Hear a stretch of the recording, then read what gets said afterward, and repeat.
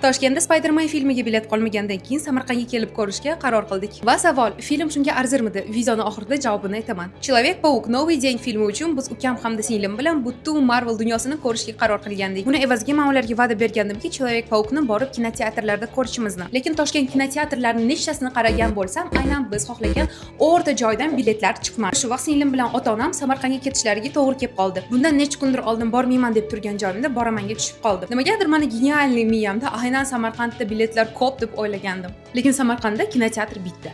Keldik, kino boshlanishiga naqd 3 soat bor. Va nima deb o'ylaysiz? Yaxshi joylarda bilet yo'q. Va yana bizga jiyanlarimiz qo'shilgani sababli ham biz 3 ta emas, naqd 5 ta bilet bitta qatordan topishimiz kerak edi. Onlayn hamda bir kun oldin sotuvlar bo'lmagani uchun ertalab soat 10 dan kelinglar, bilet sotamiz deyishdi. Bugun esa ertalab soat 11 da bordik va uje qarasak, aynan biz xohlagan seansda yaxshi joylardan odamlar bilet sotib olib qo'yishgan. Shunga qaramasdan baribir yaxshi joylardan bilet olishga muvaffaq bo'ldik. Savol, bitta film uchun shuncha yugur kerakmidi? Albatta ha.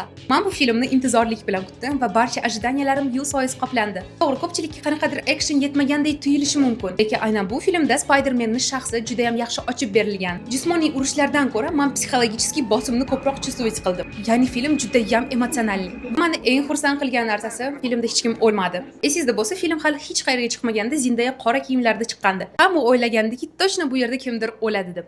Bu filmda meni juda ham xursand qiladigan narsa, bizga ko'p podkaskalar berildi va film davomi bo'lishi haqida yaqqol etildi. Endi biz qiladigan ish bu yangi Человек-паук chiqqunicha ko'rgan narsalarimizdan har xil yangi teoriya zagovorlarni yasash. Aytgancha yangi chiqqan film sizga yoqdimi yo'qmi? Izohlarda yozib qoldiring. Hammaga xayr!